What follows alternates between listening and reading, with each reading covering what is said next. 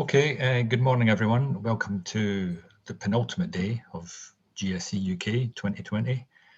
I think I'm right in saying this is the last day of the CICS track. We've got 4 sessions today and we've saved the best for the first. We've got that rare thing, a customer presentation. IBM have presented over the years many times on how CICS integrates and supports the latest standards and interfaces, but there's a few customers like NatWest who've managed to support every single one of them, from 3270 to client server, messaging, web services, REST APIs, you name it. If it runs in CICS, RBS and NatWest have tried it and have the scars to prove it. He needs no introduction from me, but Rob Stroud is going to take us through his own personal experience over the last, I don't know how many years. I'll let Rob tell you, supporting all types of interfaces in CICS. Rob, over to you. Thank you very much, Steve. I hope you can all hear me. Yeah, did I stitch myself up for this one? I'm not sure. So hopefully you've seen some very professional presentations during your GSE experience at the moment. Here's a distinctly unprofessional one, but hopefully there's some customer experiences here that may resonate with you or your team, or cause some thoughts to be provoked, which is kind of the goal of this. Originally, this experience started out because we didn't have a ZOS Connect presentation on the CICS track. Since then, we managed to secure. Tony did a very professional presentation on ZOS Connect yesterday, which I thoroughly enjoyed. This one was always going to be, we're doing a proof of concept on ZOS Connect at the moment, which isn't really complete yet, which is a shame, maybe pandemic related, I'm not sure. So we don't have anything complete, but we are going to discuss ZOS Connect as one of the latest interfaces towards the end of the presentation. But what this presentation is all about really is just customer experiences. From me, I'm sure some of you have got much more history with CICS than I have. Some of you have got less. And let's get on with the presentation, and we'll see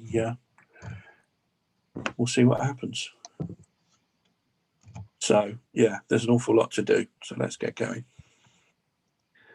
An interface. What is an interface? Well, hopefully you've all got interfaces that you know about. Dictionary definitions is a point where two systems, subjects, organizations meet and interact. There's even a computer definition in the dictionary as well, a device or program enabling a user to communicate with a computer. And I guess fairly relevant for CICS, we can be inbound and outbound. And I think even historically we've been outbound at times, but certainly nowadays with applications that we interact with being deployed on the platforms, outbound is very much a thing.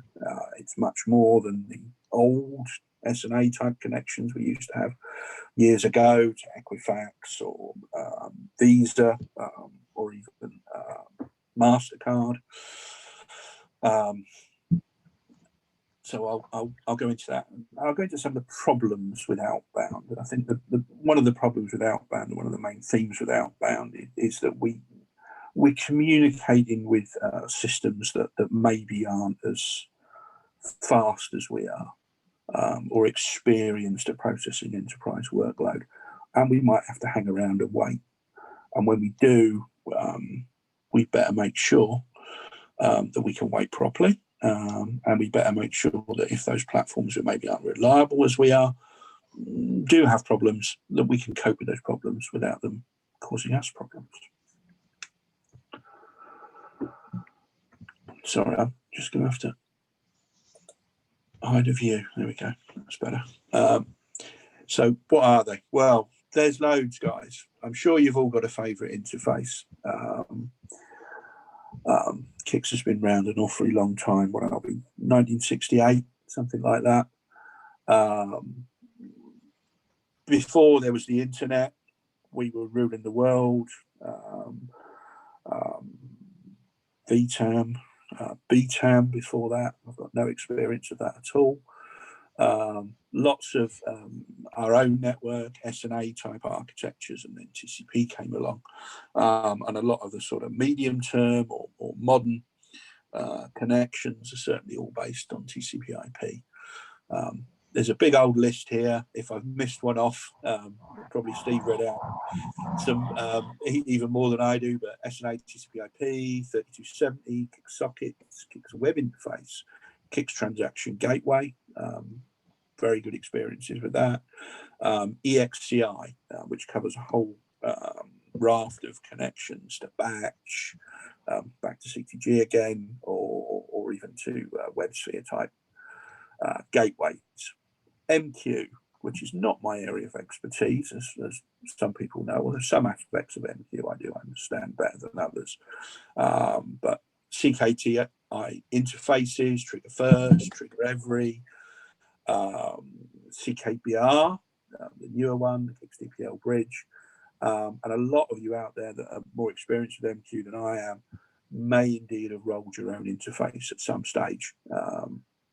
I've got no experience of having to do that with MQ. I certainly did it with CICS sockets back in the day, but might be more efficient than some of the IBM offerings. I don't know if you've rolled your own interface. CICS Web Service, which is a personal success story, I think, for my shop. I've mentioned CICS Web Interface twice. That's who type read this. And JSON has come along, which is also web services, slightly more efficient potentially than web services with SOAP XML.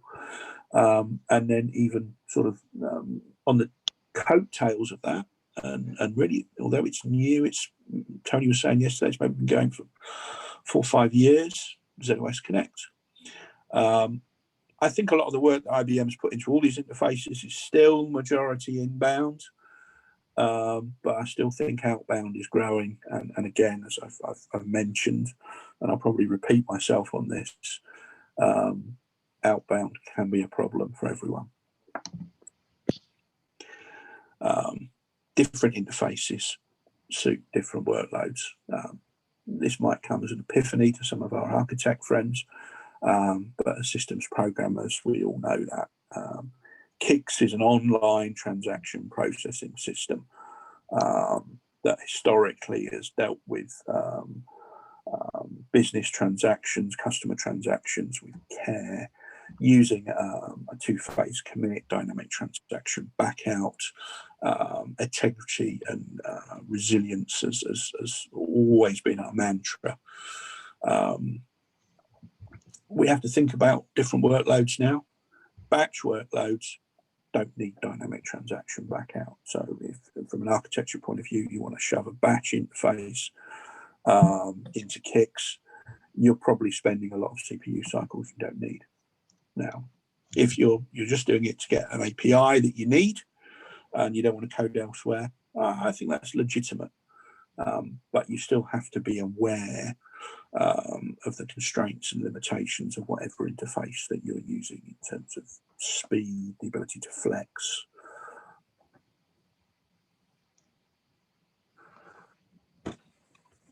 What should we use? So being able to deploy new interfaces for existing code is a brilliant concept. Certainly, at a few shops I've worked at, it's something that I've inherited from a sort of good citizen design that's come before me. And it's been a wonderful thing to be able to reuse existing business logic just with a new interface to open up the platform to new developers. A lot of you might say, well, why don't developers just develop in COBOL? I guess it's a skills thing, really. Skills are changing. We have got a lot of COBOL developers. Possibly they're not the gods of yore, and some of the more able students nowadays wouldn't want to move their careers into COBOL and move somewhere else. And they can deliver code in a quick way. And those people that can code quickly, deliver things quickly, well, we want to do that as well. And if we can't do that, then we need a new interface, and we need to exploit new development techniques. So setting things up, you can see from the diagram on the right hand side, it's kind of a tree. I picked that off the design page, but setting up a topology that's hierarchical is a really good idea. Separating your presentation logic or your routing logic and your business logic is a great idea. So we have to make decisions. It's not down to systems programmers to make those decisions on their own. It's not down to architects, capacity planners, development managers. There's a whole section of stakeholders that need to be brought in. And you need to discuss the advantages and disadvantages of interfaces and how they fit your workloads. One size does not fit all. Anyone who thinks that for CICS will just have one interface and everything works for the future is a bit deluded. They probably picked up the wrong messages from architecture forums or people who are supposed to know about IT, or just looked and seen that Amazon or some challenger bank have been successful with one particular type of technology that a vendor wants to sell, and they've been fished in.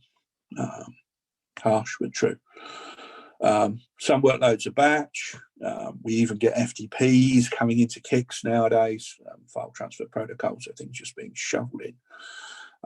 As I've mentioned before, wrapping workloads with CICS dynamic transaction backup logic can be expensive. You just want to do your updates and rerun if it all fails. Your batch, you can treat your batch as the transaction, not the individual iterations of your batch processing as individual transactions. Certainly in my shop, workloads can be high volume. Knowing what your workload's going to do is key. Also, you may have high volume transactions. People will quote, "Oh, we can do so many transactions on the weather app." Well, they're read-only things, and they're not much cop, to be honest. Some transaction payloads can be very heavy. We certainly see with the new technologies, open-ended arrays, data isn't fixed anymore. We might be sending bitmaps. We might be sending all sorts of things. And those payloads can be very heavy. There are things we can do with our interfaces to cater for that. But obviously, having a million bicycles going down the motorway is very different to having sort of a million lorries with wide loads going down the motorway. And indeed, some transactions are more important than others. Yeah, one size doesn't fit all. Some could be really key payments, things for the government that you're trying to do, things for the Bank of England, things with a fixed daily deadline. And you kind of want those to go through quicker than some of your other transactions. So this is just a bit of a going over of assumptions. I'm sorry if I'm teaching anyone to suck eggs, but I've tried to do this presentation at a reasonably high level, and I want to try to talk about some of the things that we all take for granted. But getting ideas about an interface is key. I've mentioned that. So what do we really want to talk about with that? Well, reads are a lot easier to do than updates or inserts, deletes. What kind of workload are we actually getting? You also need to be very careful around your test data when you're testing this kind of stuff. It's really good to get an idea early about what any particular interface does or any workload or how it performs. So watch out for your test data, particularly with things like inserts. If you have the same account all the time, that can kind of skew your test results. Volumes, transactions per second, TPS I've written there without any explanation. But people talk about transactions a year, a month, a day. pretty hopeless, really. I want to know what my peaks are. What's the peak TPS? You know, is it 11 o'clock in the afternoon? Is it 7 o'clock in the morning? Is it going to go in with my other workload in an interface that already exists, for example? Transaction data sizes. Seen that so many times. We talk about TPS nowadays, and some of the modern stuff, some of the arrays that we're dealing with are huge, and our traditional TPS numbers can get pushed. Response time will get pushed, latency gets pushed, and as a result, transactions taking longer. You need more threads. You might need more CICS regions. You might need more kit. What do those transactions do when they get on the mainframe, apart from reads and updates? Do they call other services? Are there any bottlenecks with that? Where has the workload come from?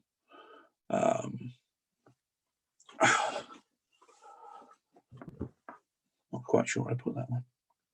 I might have to come back to that one. Inbound or outbound, or both. So you might have workload that comes into your mainframe, and as part of the same transaction, the same kind of unit of work. We'll talk about commits. You might want to go outbound as well. So then you've got a whole thread slicing through your infrastructure, waiting on a response from somewhere else. There's all sorts of potential for deadly embraces and things like that. You know, that works really dangerous. You probably don't want any commit processing across that, if you can help. Certainly the states of the workload are really important when you're going outbound. If you wait, you have to cancel a transaction. If you wait too long, you can't get sympathy sickness. You better T-class things up, so that if you are waiting, you don't get a backlog of transactions flooding up your business regions where other transactions want to work. Compensation technology is a fairly new thing, already an old thing, new. So you have to purge a transaction. Can the applications that's requested it from somewhere else cope with that? Does it think that it's updated something? Could it be a payment or something like that? So in the same ways during our batch processing times years ago, we had verification programs, we had reconciliation batch programs. You might need to do that when you've broken the link and when you can't have super duper two-phase commits and rollbacks across multiple platforms. Be very careful about the complexity that's involved in any of these transactions now, particularly outbound. Getting estimations early is really key. Any project that needs new interfaces, getting an interface built to work can be fairly straightforward. Getting it operationally ready to run in an environment that's got a scale to transactions per second of many thousands, that's a different kettle of fish.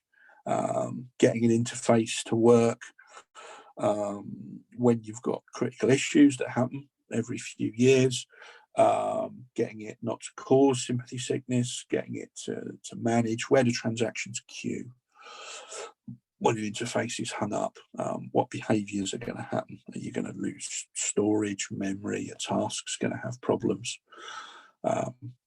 Getting a handle on that is really key, particularly with a new interface. Projects tend to give day one volumes nowadays. They try to be agile. They try to do pilot schemes. That's great.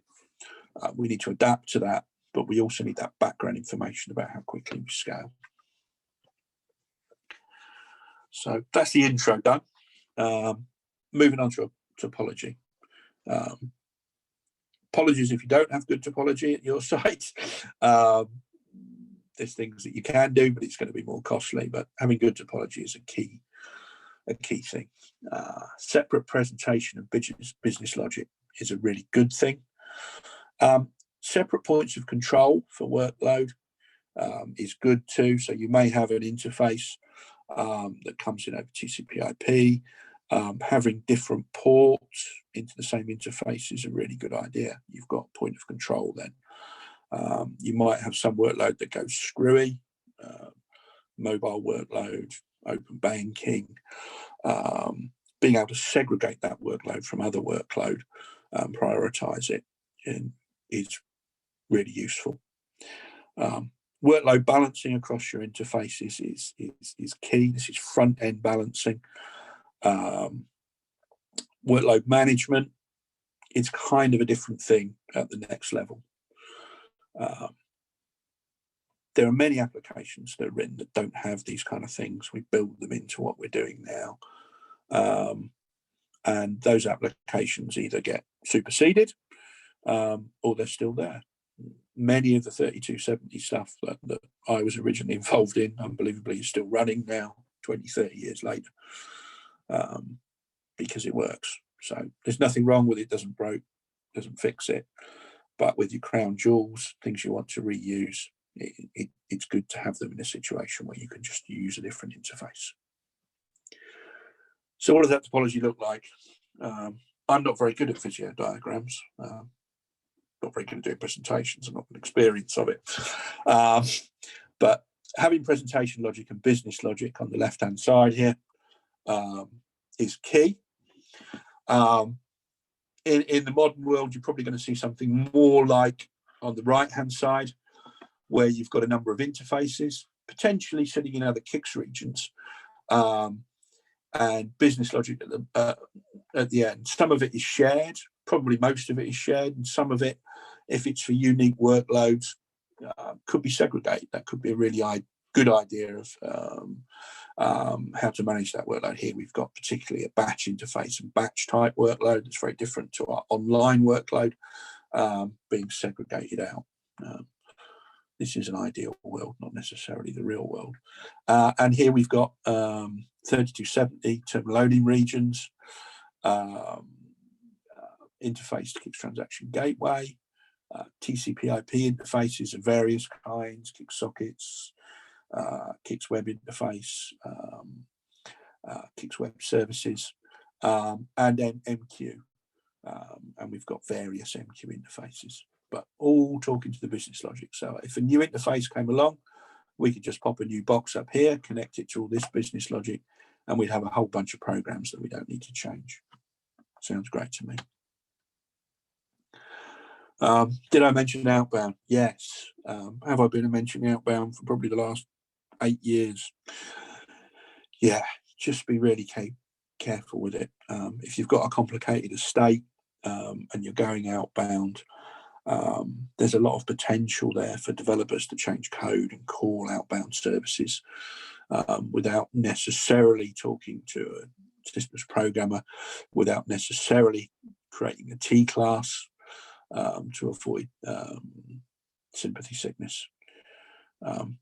Make sure you get your timeouts right. I'd say it's probably almost impossible, given the volumes of traffic and the speeds that we've got, but you do need something realistic, particularly when whoever you're talking to out in La La Land gets the clock and it all goes pear-shaped. You need something that can protect you from things backing up into your business regions. Stakeholders. So this is an irreverent view. I'm glad we've got the capacity planning team on. You are included, probably not in the way you'd like, but there's a lot to consider. I think you can talk forever around what to do around a project, around an interface. Very often you don't have time. Very often it might be a JFDI situation, if you know what that means. And that isn't necessarily a bad thing, having a clear direction. So I'm going to wax lyrical a little bit. And this is slightly tongue-in-cheek, but please, everybody, I hope you'll enjoy this bit. So IBM design thinking, this is where we have roles and people involved in decision making. IBM have standard systems programmer. So I did think an awful lot of time about this, about not offending anyone with names or making sure that things are politically correct. So I decided to use characters from the UK children's TV program I grew up with, Play School. We've got little Ted, systems programmer, He loves assembler, writing things really efficiently, everything executing in 2 seconds flat. He also wants things that don't break when they go into production, and they're easy to fix. He doesn't want to get called out all the time. So he you know, I grew up like that. I grew up with much smaller mainframes than we've got now, and things that were really busy and took a long time kind of offended me. And one of my pals, Humpty, the capacity planner, he wants things to be efficient too, because he doesn't like MIPS being used. They cost a lot of money. And he's very involved in, you know, purchasing new kit, making budgetary decisions for far in the future. He's got a tough time nowadays. Workloads are very dynamic. You know, we all know about the mobile situation, workloads going up and down. It used to be really predictable when we'd be busy. Now, maybe we've settled down a little bit, but certainly the workloads have shifted dramatically. And he wants services that are going to scale and not going to hang up, which, you know, I think it's all very plausible. So he's kind of in my gang. And we've got Jemima, the developer. She wants to deliver fast for her customers, for her bosses, and uses something she understands. She might have retrained as a COBOL programmer, and she might be brilliant at Java because that's what she used at university. Poppy, the designer, I feel a bit sorry for Poppy. She can go and look at standards in my big company and pick things that are recognised patterns and have been approved. Sometimes those patterns might not have been scaled, and sometimes there are new patterns that would be really useful to use that haven't really been put on the catalogue for Poppy to pick up. So she has a difficult time. Hamble, the architect, thinks about the far future strategy.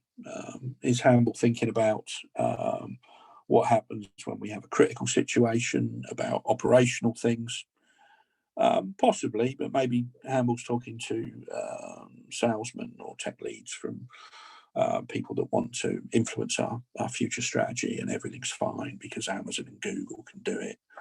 Or Gartner have said it's all right. I won't be anecdotal about discussions with Gartner consultants, but they have a different worldview to me. And Big Ted, the platform lead, he's kind of in my gang as well. He's one of my mates. And he wants the mainframe to be useful and a trusted partner in the future. We're not going to get rid of it, let's face it. And IBM are probably going to still charge the same amount of money whether we move stuff off the mainframe or keep it on. And he knows that we're going to be paying millions of pounds for the mainframe. And if we sweat it, we're getting the best business out of it. So using an interface that might be using more CPU than the actual business logic, 50%, 70%, 90%, it can be an acceptable thing for him. For the systems programmer and the capacity planner, we're throwing our arms up in horror at this waste of resources, because we can write things in assembler and make them really efficient. The fact that no one will understand them in the future is by the by. So there's a yin and yang here between writing things really efficiently and just saying we want an interface, we want to give an interface to our customers, developers being customers in this instance, that they can use quickly and smartly to deliver value and change to the business. The business is one of the most important things. I find them a very difficult entity or organisation to move around. Really, I'm dealing with different parts of the business that have different priorities. They want a system that's reliable, stays up, scales, works fine, 100% availability, and they want all their changes done in 2 seconds flat. Pretty hard to please. The other stakeholder who's probably most important is, get that down. The other stakeholder is most important is the customer. And I really do help think that thinking about the customer really helps me in making my decisions. They want something on their phone that's going to work. And yes, they do want like the latest thing that Mondo Bank or whatever supply for their customers. The business would be like to be like a challenger bank, and I always say to the business, well, if you get rid of 95% of your customers, you can be like one too. So there's a balance. Now a bit of history and a bit of reminisce. Green screen to JSON and everything in between. A bit about me, if you don't already know me. I started CICS in 1986 as a COBOL DL1 developer at university, and I can't spell university, and I haven't spell checked any of this. I became a systems programmer in 1991 after 2 years as a full-time developer leaving university. My first CICS upgrade was CICS MVS 2.1.2. As a developer, 1.6. CICS had a rich interface history before I came along. Just brilliant stuff, running the world, its own internal networks. There was no internet. We really did control the world then. And one thing that I'm sure is that CICS is going to have a rich interface history after I retired. I'm sure that RESTful JSON is the latest thing, and some sort of holographic interface or something will be coming along later on. That will be the next thing. We just want to be in a position where we can take advantage of that. So yeah, SNA interfaces, 3270 terminals, printers. When we had our own network, we used to run all the printers. That was marvelous, and you could display a status on a device and see what was wrong with it. Can't do that with the internet. The internet kind of came along. There were some real internet enablers. CICS sockets. Socket listeners are incredibly efficient, so that they kind of fit. You know, we can talk about the vagaries of TCP/IP as systems programmers. It is different, but CICS sockets was one of the first enablers, and also CTG, allowing us to communicate with the world outside CICS rather than a dumb terminal. Marvelous. CTG, I'm no expert on. We do have quite a bit. It runs wonderfully well. It's very smooth. The people that run it and organise it know it inside out. I don't think it goes wrong. All those wonderful things that systems programmers say about good interfaces. Good stuff. CICS Web Interface. Inbound, down, outbound, a very useful interface. We're now talking with HTTP. EXCI has been around for donkeys for various things. It's a key connectivity to some of our other interface functions, but for me, probably synonymous with batch. And JSON Web Services. I say the future.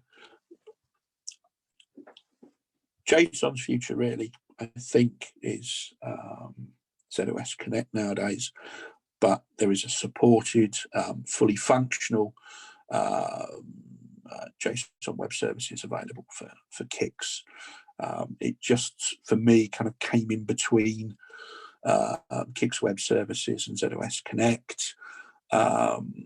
We had a Java parser to start with, which I think probably stopped quite a few of us from adopting it. And maybe the parser isn't hugely better than a SOAP XML parser for web services, which would have been nice, to be honest. Older interfaces, fantastical, efficient. There we go. If it doesn't need to be engineered, don't. I'm not arguing that we do that.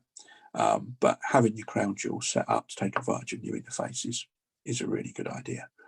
If you did need to re-engineer an older interface that's embedded into your business logic, it's going to be costly and expensive, and that cost may be prohibitive, and you might get replatformed. So here we go. CICS interfaces. Personally, this is a success story for me, but I'll move on to the screens. I had my worries about it. I can remember service-orientated architecture being presented by Ian Mitchell at GSE one time, and I was horrified with CICS Web Services, SOAP XML. You're going to take a COM area and cover it in curly brackets and whatnots and variable names, and then you're going to decrypt it. And it's going to use loads of MIPS, even if it's a read. Oh my God. And this was probably my first experience of an interface being a lot more expensive or functionally rich than the actual business logic we were trying to do. However, yeah, there's a lot of security, a lot of data description. New skills are required, things like WSDL, Web Services Assistant, to convert copybooks into all this snarly SOAP XML and back again. I haven't got pages of diagrams on this, thank goodness. I was really worried about it. And yeah, it did use a lot more MIPS. And yeah, it's a lot more costly. However, in terms of opening up the platform and moving transactions across, it's been a huge success story. We do billions of transactions on web services, billions a week. And they work much better. Yes, debugging can still be a challenge. There are different kind of messages. They don't look the same. You still get DFH, something or other, but there might be other squirrely things to have a look at as well. So we're using TCP/IP to connect. I kind of like that as an interface medium. Listening on a socket. Yeah, the SOAP XML is an overhead. Some of the CICS transactions involved in this, CSOL, CICS sockets listener task, long running usually. He's going round and round looking for work. There is an overhead to that.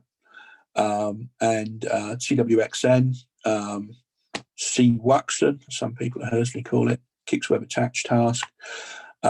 He's helping decrypt things. I haven't got hugely detailed descriptions of the pipelines and how things go. CPIH is the default transaction, but more likely you're going to set up a CICS definition that points to a user transaction that does some of this for you. Some of the CICS definitions that you might need to define: TCP/IP service, pipeline, web services, and very importantly, URI map as well. That probably isn't the correct order on that list there. And this is, I guess, what an estate might look. I've nicked this diagram from outside, but we've got WAS and data power layer here coming into a parallel sysplex distributor, talking to a CICS region, an IGOR, which you may have heard of, Internet Gateway Owning Region. And all the traffic's coming in here. The listeners are here. The process of the XML is taking place here. And then wrapper programs are using channels and containers or COM areas, and talking with a normal sort of CICS link, CPSM managed call to your business logic regions. This is just illuminating the connectivity here. Not everything has to go inbound and then outbound, God forbid. It's not the greatest scenario in the world, but your business logic regions are going to be calling outbound gateway owning regions. They'll be processing that channels and containers COM area data into SOAP XML and sending it out to data power boxes or WAS off host type boxes. Just a typical setup. MQ. MQ is a wonderful subsystem in its own right. Many MQ setup infrastructures don't even involve mainframe nowadays. It's a great enterprise partner. It's not my area of expertise. Well, some of it is. It's been around a while. So what I see, it certainly is a lot of use of the CKTI interface. Trigger every, trigger first, interfaces that process queues of data that come into CICS. That interface works quite well. Trigger Every and Trigger First have their own vagaries and overheads, but it's very much horses for courses. There's a wrapper around these transactions with the MQ message. Things need to be unpacked and turned into CICS transactions, just in the same way we do with CICS Web Services, with any interface. Even translations of UTF-8 characters to EBCDIC, all those things need to be done via an interface. CKBR is a slightly more modern offering. CKTI for me has limitations and scalability. Very good for varied workload, very good for workload that might be coming from off host or outside the DMZ.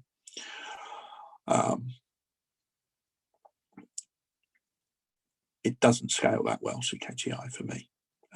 Lots of customers before CKBR came along had scalable challenges and wrote their own interfaces.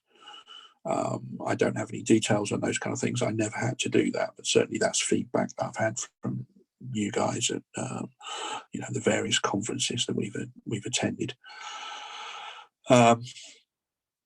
CKBR, as I found out, does have a large overhead, often higher than web services. Decrypting the data is expensive. There's lots to do. I'd love to get things into EBCDIC before it comes onto the mainframe. I can't do that. Also, if you're using shared queues, if you've got one queue coming into a mainframe and you've got multiple endpoints consuming that queue, there has to be a management of that single traffic. Local queues do work better, but they aren't necessarily as great for your enterprise. So that's just a bit of a next foil. Poison messages, certainly with CKTI, you're very reliant on your programmers handling poison messages. This is a message that causes a failure on the mainframe, gets backed out, the message goes back on the queue, then it comes back and causes a failure. So a typical poison message scenario is a loop, hardish loop. So you have a parameters in MQ back out threshold to manage that. When you have a failure, you add to the count, and typically a count of 3, and then messages that fail are put to back out queue or dead letter queue. CKBR, much better at large workloads. Poison messages can be interesting. We'll page down. I pinched this out of an IBM manual, but it's a very blurred look at CKBR. Here you've got a request message that's coming in that gets browsed by a blurry CKBR transaction. It's a non-invasive browse. It's not a proper get. So the MQ message is still on the queue. He'll then do an exec kick start and spawn a user transaction, which he'll have picked up from one of the queue header messages that are available, and he'll be starting a user transaction. If, for example, you had a RACF error when you went to start that transaction because the user ID was corrupt or didn't match the transaction, you can get in a situation where you're back on the queue and that item could be processed again. It is marked as being browsed, so typically with the default it's 5 seconds before it gets browsed. You'd end up with a soft loop, but it's still a poison message scenario. You can handle that with a message expiry parameter on the queue, but there are certain scenarios, and there are many complex ones that IBM will give you in a big list of scenarios of things that you have to manage with CKBR, and it's one to be very careful with from an operational point of view. From a scaling point of view, it scales. but I don't think it scales anywhere near as well as CICS Web Services at the moment. Jury's still out on some of the reasons why, which I can't go into on this call. And I think this is last but not least, ZOS Connect. So RESTful interfaces. IBM is saying we've been at it 4 or 5 years already. It does feel like the new big thing, and it's already here. So we're talking JSON, we're talking certain verbs. I'm not going to go into the programming of this, but you can look up RESTful JSON and find out what it does. It looks a little bit similar to some of the web services stuff that comes in. One of the questions that I've had, it's been developed by Hersley. It's very closely associated with the CICS team at Hersley. We've done a lot of talks about it on the CICS track, but it runs in a Liberty server. Can run in the CICS region, can run outside. My feeling is at the moment that running outside is possibly better for your enterprise. I'm not going to go into the diagrams with that, but if you want DB2 to talk to it, for example, without CICS getting involved, you really want to set up with that. But you are kind of left with a little bit of a problem, which I'll come to in a minute. IPIC connections. If you haven't got IPIC connections, they're a kind of sort of TCP/IP version of MRO, CICS to CICS connectivity. But you've got to connect ZOS Connect, not in CICS, to a CICS region. And there's a different charging model, not a different changing model. Gonna have to sort that type proofreader out. Really good news, much of the CPU is offloadable to zip engines. So again, it's a costly interface like all the others, but potentially there are some wins there. Here's a bit of topology that I drew. I've actually managed to draw something in Visio. This is just a typical setup. We've got 2 LPARs. We've got some ports. The Viper is distributing the workload up above the parallel sysplex. Workload comes into Liberty server. There's an IPIC connection. Here in my example, there's a routing region. I've struggled a little bit with the topology in this situation because ZOS Connect isn't running in my routing region, which I would probably like. It's running over an IPIC connection. There's some problems here for me with the IPIC connection. One is, am I going to be forced to make that a HTTPS connection? IBM, if you read the books, would recommend that you need HTTPS if you're communicating maybe outside of a sysplex across this arrow. Here we're inside the same LPAR, but obviously you could do that outside the sysplex. I have a funny feeling that your organization might have a standard that says that this traffic should be HTTPS, not HTTP, in which case there's a little bit of a constraint and an overhead that comes in here. We were going back to that bias as a systems programmer. It's an overhead. I really hate it in the same way that, you know, I want everything to be an assembler and be really efficient. I have to let go of that, unfortunately.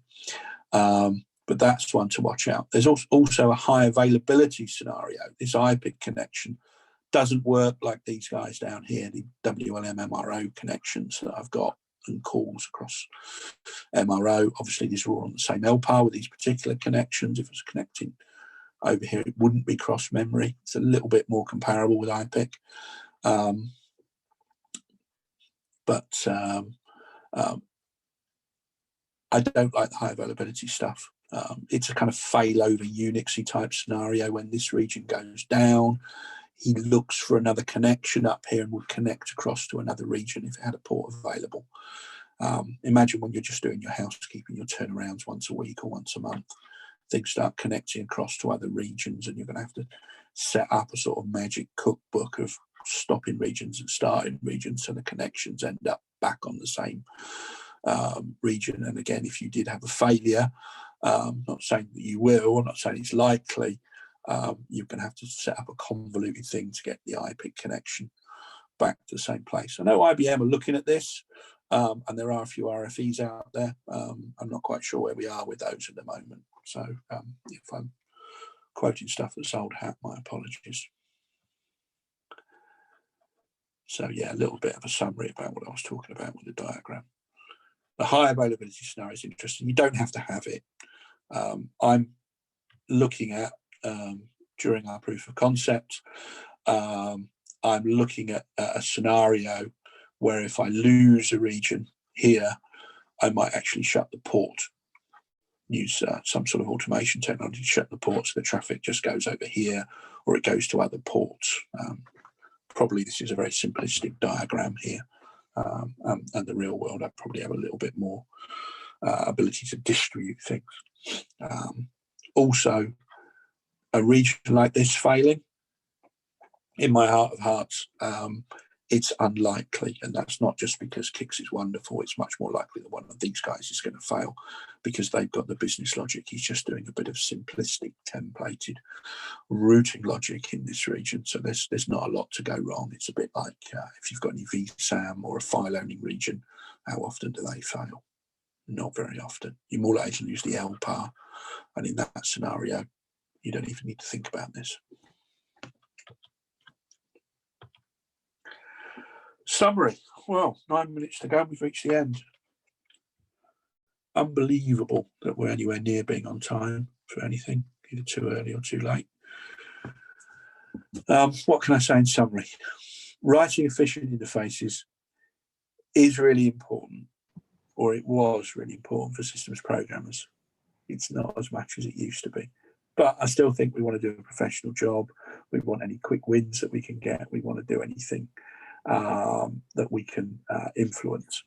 And certainly, probably to preclude that, some of the workload that you've got, think about what interface it goes to. If it's batch or file transfer workload, don't shovel it in through MQ. Put it in a place that's appropriate.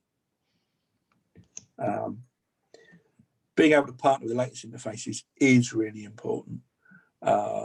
Today it's RESTful, tomorrow it will be something else. Being able to take advantage of that, it's key to the lifetimes of your platforms. It's key to opening the mainframe to new customers who don't even need to know. They're just calling a class or something. You know, they're just developing stuff for the customer. And the next big interface is always around the corner. So if you can sort of influence your infrastructure into that segregated way, I think that's a really good way to go. And that's me done, Steve. I haven't seen any questions in the chat. They've probably all fallen asleep. So we've no questions at the moment. So I'll just ask if you do have a question, ask it very quickly before we wrap up. In the meantime, just thank Rob for his, now we know, 34 years experience deploying workloads and interfaces in CICS. And thanks for the trip down memory lane. I'd forgotten all about Big Ted, Little Ted. And if Humpty the capacity planner is still on the call, you're very welcome.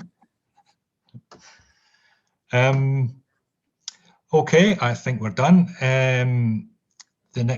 We've got a break of around half an hour. The next session will start at 10:30. Rob will be back in the chair, and I'll be delivering a session on self-service provisioning. Yeah. So thank you again, Rob, and hope to see everyone in around half an hour. I'll close the session now. Thank you.